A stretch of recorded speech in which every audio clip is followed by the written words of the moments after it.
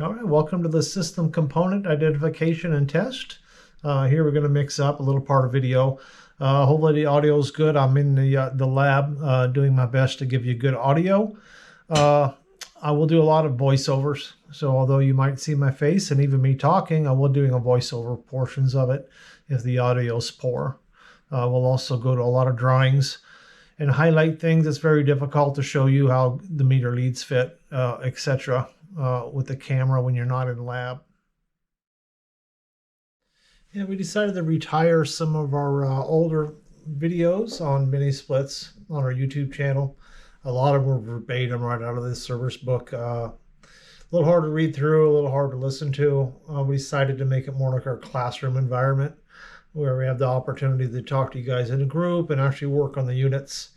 So a little bit more of what we learned about talking with you guys in the classroom.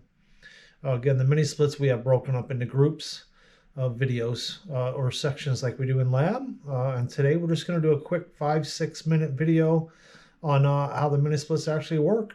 Hope you.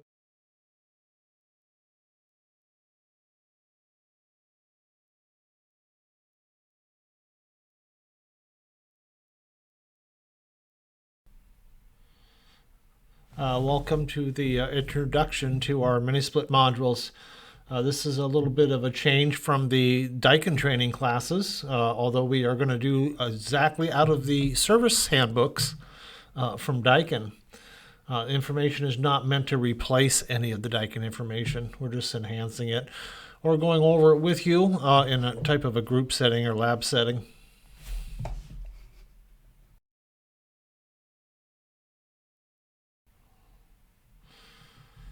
Again, this following is really a simplification of the mini split operation.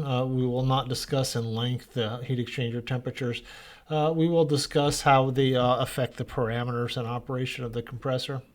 Again, the number one question we get is how does this thing even work?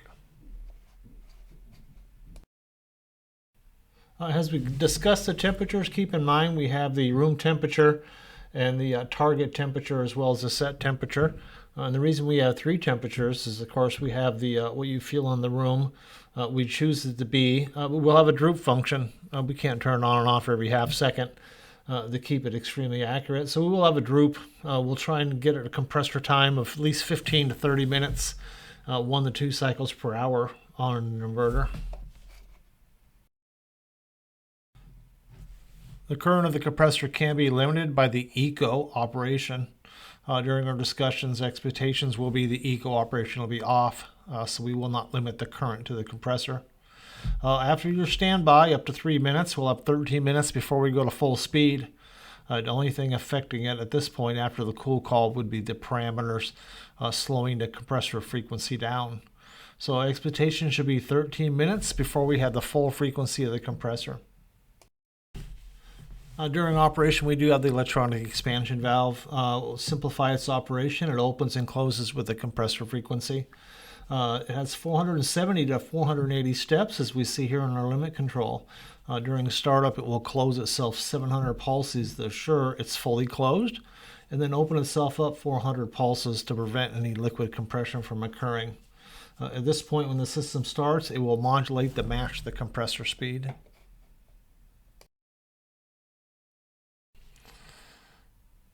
We may also open and close the EV to help maintain a target discharge pipe temperature control.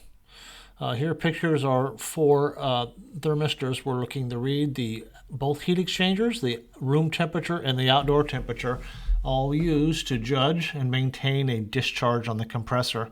Again, the discharge is what occurs when we have the proper refrigeration cycle.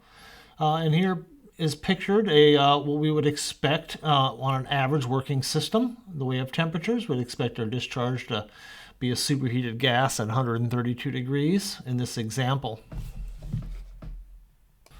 With our indoor and outdoor temperature and our 2 heat exchanger temperature, physics are going to set our discharge of our compressor. And in this case, as an example, 132 degree on discharge, the unit will operate expecting to have a discharge of 132 degrees.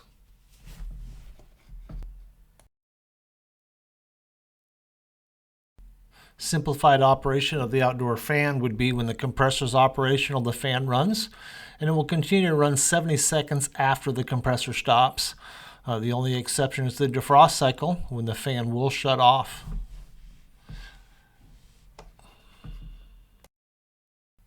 We do have a mechanical device on top of the compressor as an overload. It is a mechanically open and shut switch and should be at the 0 position, and it will open at 250 degrees. Looking at our first parameter, the compressor is trying to go to full speed, and you'll see here on the discharge of the compressor itself at 230 degrees, it will stop the system. Anything below 190 degrees, it will not limit the compressor in any way. Anytime you're between the 190 and 230, we'll get limit to the amount of frequency we can run the compressor. So although it's attempting to go to full speed, it will be slowed down. Again, 190 and below, the compressors are allowed to run any frequency. The input current control is another parameter. In this example, the 09 can run 5.75 amps. Anytime it reaches the 6.75 amp, it will start to limit the compressor frequency. You see here at 12 amps during cooling, it will shut the system down. Freeze up protection control. At any point the unit gets to 0 degrees Celsius or 32 Fahrenheit, it will shut the system down. At any point above 44 degrees, it will allow the compressor to run normal. Anytime you're below those two temperatures, it can affect the frequency of the compressor. Expectations would be 44 degrees. The heat peak cutout control, 138, will shut the system down. Anything below 138 and above 113, it will affect the compressor frequency and limit what it can do. Anything below 113, it will allow the compressor to run full speed. At 138 degrees on the outdoor condenser, we determine a pressure of 500 psi. We'll shut the system down for high pressure. The machine will set a target discharge temperature, in this example 132, and that's based on the refrigeration cycle. If the actual temperature is much hotter than the target, we see an issue with the refrigeration cycle, and it will look at the temperatures and make the decision if it's refrigerant or a coil issue.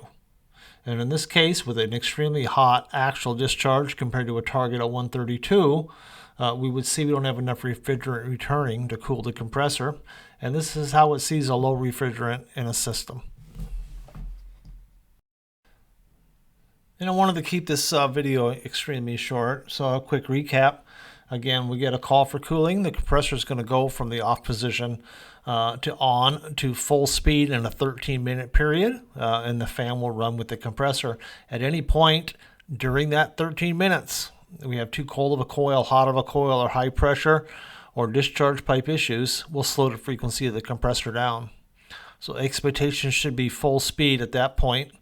Remember, we're trying to maintain a temperature of the indoor coil around 47 degrees, 42 to 47, and during a heat cycle 108 to 116, even as high as 128. Your pipes going in at full speed should have expectations of being near those temperatures. I thank you for the opportunity to discuss the cycle of the mini split with you. Look forward to talking to you in our modules.